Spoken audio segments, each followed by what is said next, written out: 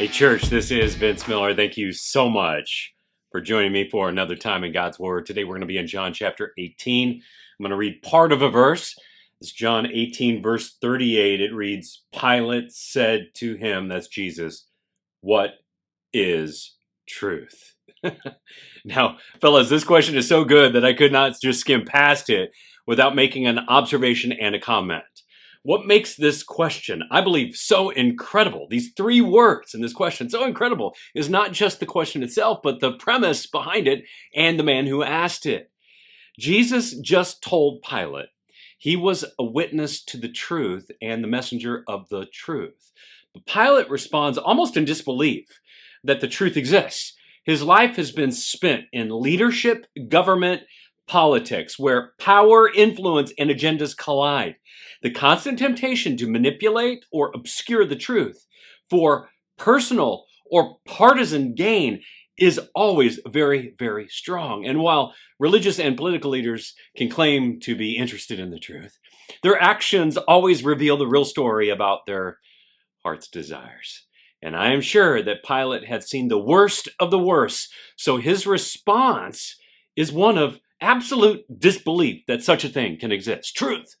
Now, I really believe we live in a time of disbelief.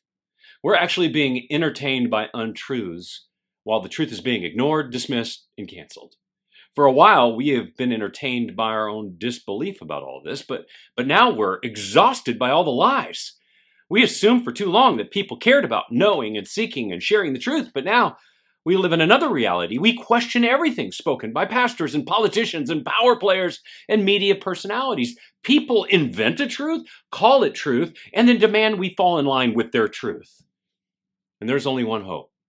We need transcendent truth. Truth that is not corrupted by this world. Truth from another place, another kingdom, and another man. And that truth is in this book and was delivered by the man Jesus.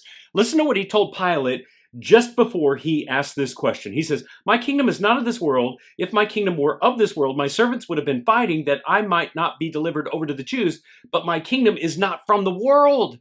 Well, what does this mean? Well, this means two things for us, fellas. Two things you can do. First, stop exposing your mind to hours of untruths told on television and in social media. Turn that crap off. Take a fast from it. I promise you will feel better if you do. You will realize you actually don't need any of that stuff. Second, start a counteraction. Don't just stop one, start one.